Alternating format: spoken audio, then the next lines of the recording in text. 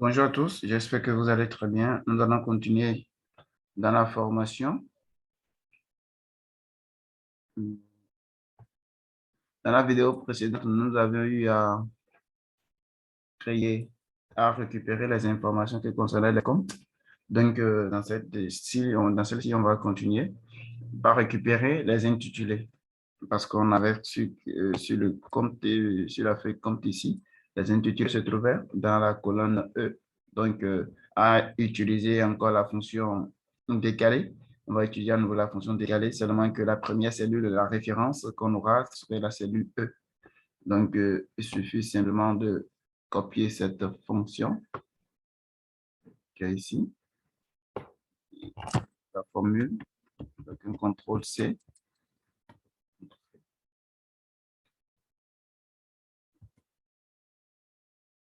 Et de venir ici coller la formule. Maintenant, une fois qu'on a collé la formule, on va changer simplement là où il y avait le C en E. On fait un trait. Donc, on constate que quoi? On va tirer d'abord là, on va sélectionner toutes les feuilles, toute la ligne d'abord pour changer l'orientation. Je peux le faire directement ici, dans accueil.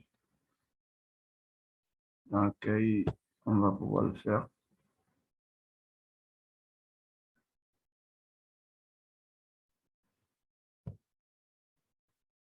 Non. Ici.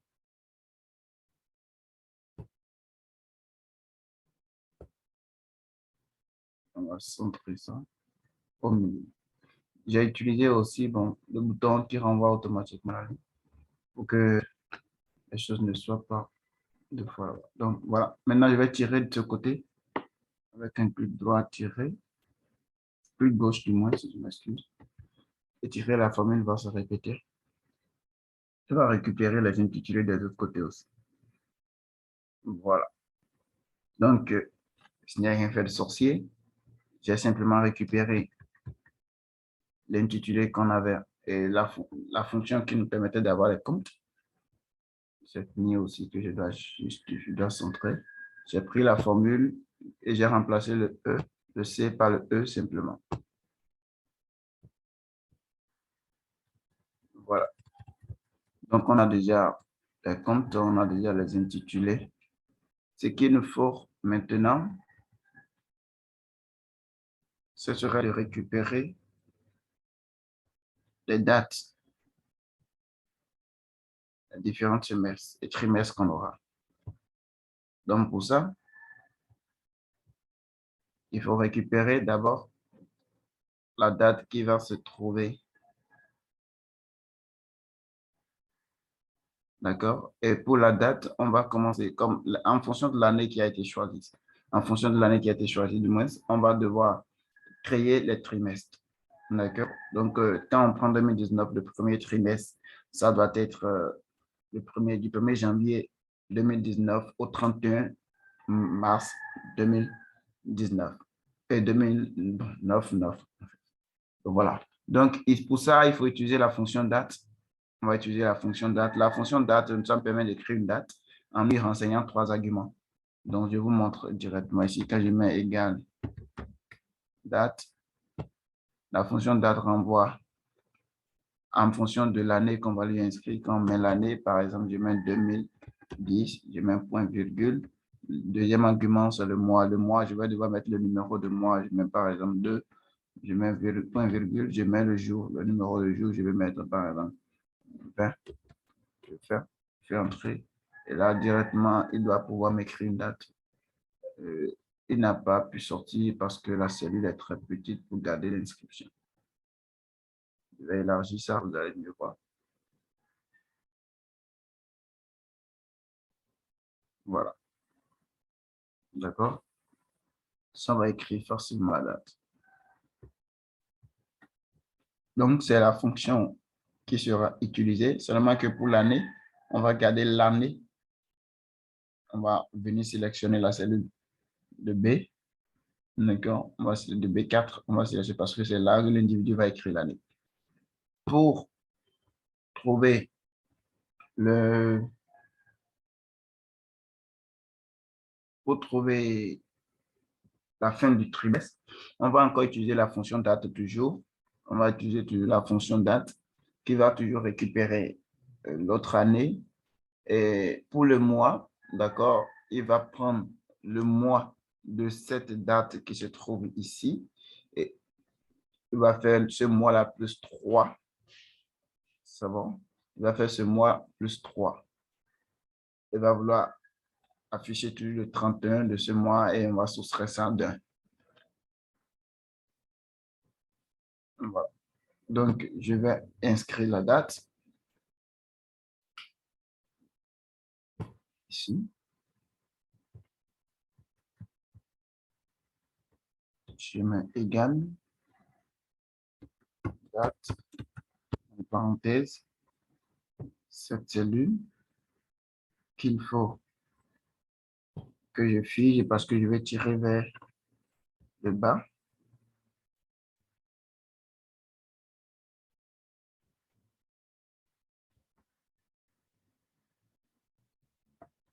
Voilà. C'est le B simplement qui est figé parce que, bon, voilà, il faut que je tire vers le bas, que le 4, lorsque je vais tirer vers le bas, le 4 sera modifié. C'est le B, je vais laisser libre peut-être et je vais figer plutôt le 4. Voilà. Point virgule.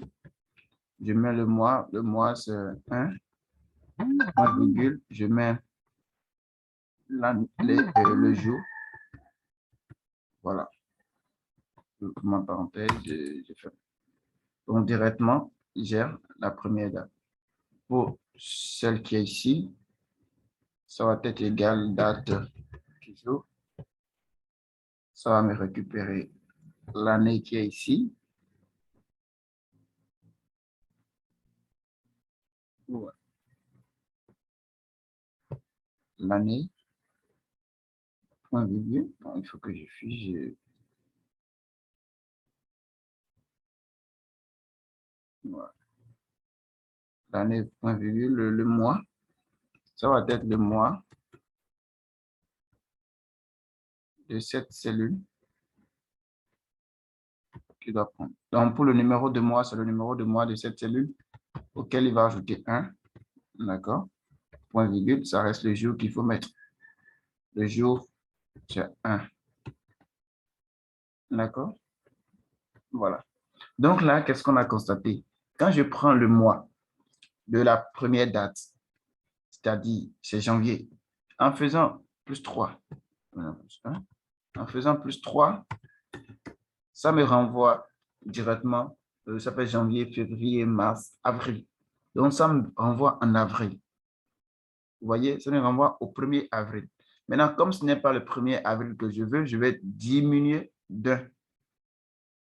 Vous voyez, je diminue d'un. Donc, il faut faire moins 1 à la fin.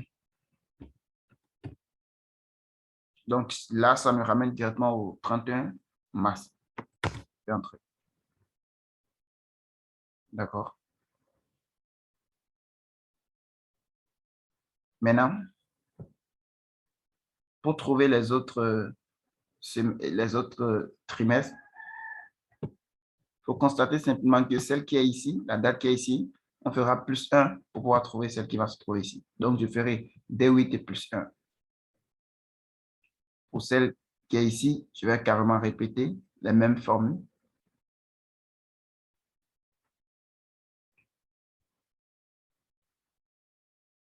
Alors,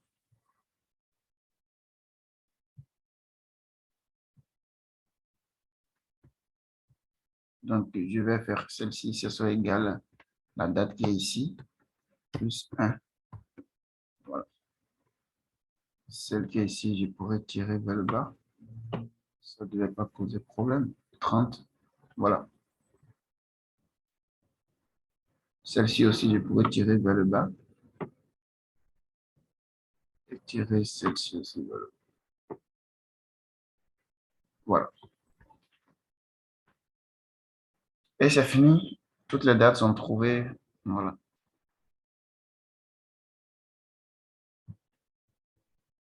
Donc, pour les écarts aussi, on aurait besoin même pour les trimestres, voilà, on aura besoin de la même date. Donc, il faudra simplement qu'on copie la première formule et qu'on change dans la deuxième seulement le C en C18.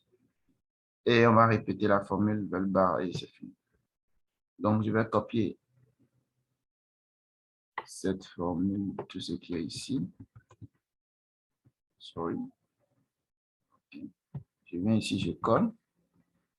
Je viens, je copie cette cellule que je viens de coller sans la mise en forme. Ça va garder la mise en forme. Je viens carrément dans la formule, je copie la formule. Je viens dedans, je colle la formule. Et là où il y a C8, je remplace C8 par C18.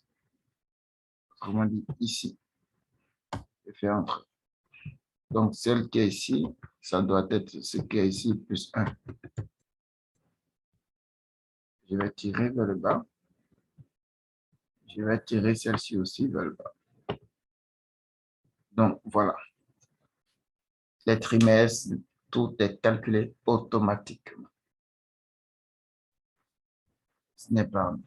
Maintenant, ce qu'il faut ajouter, c'est par rapport à cette auto qui vont se trouver ici. Ici, ce serait la somme de tout ce qu'on a ici. Donc, je mets carrément égal. Somme de tout ce qu'on aura ici. Je fais ma parenthèse.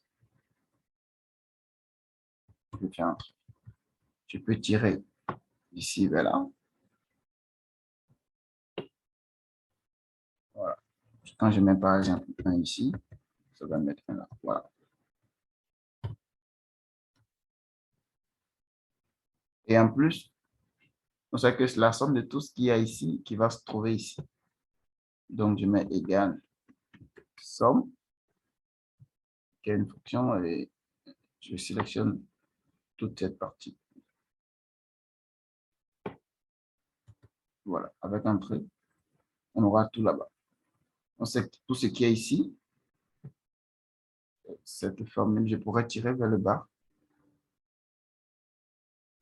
parce que ça va répéter la somme de tours, mais seulement que ici, je n'en ai pas besoin. Et je n'ai pas besoin des mises en forme. CTRL Z, je mets carrément égal somme de tout ce que j'aurai ici. Je vais entrer et je pourrais tirer vers le bas. Voilà. Même chose ici.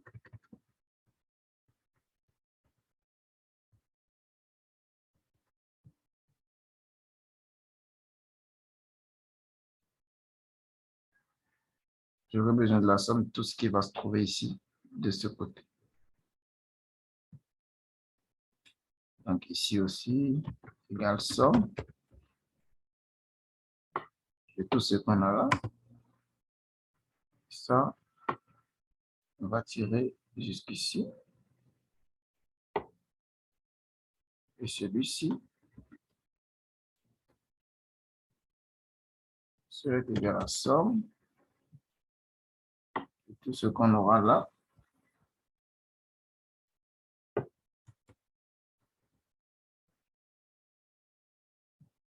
Celle-ci serait égale encore à somme de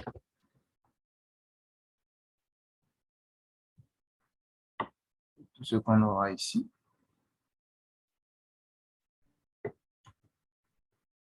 On va tirer vers le bas.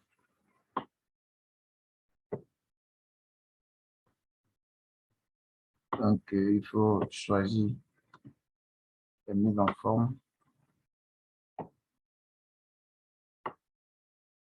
Donc, je sélectionne tous ces endroits-là pour centrer en fait les tests.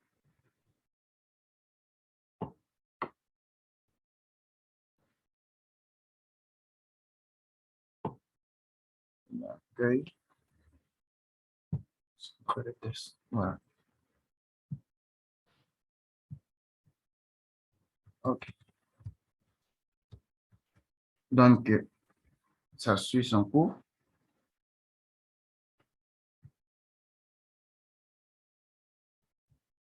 Ce qui nous manque maintenant, c'est la fonction qui va nous permettre de récupérer les informations qu'on a au milieu ici. Et là, il s'agira de la fonction somme si 11. La fonction somme si 11. Voilà.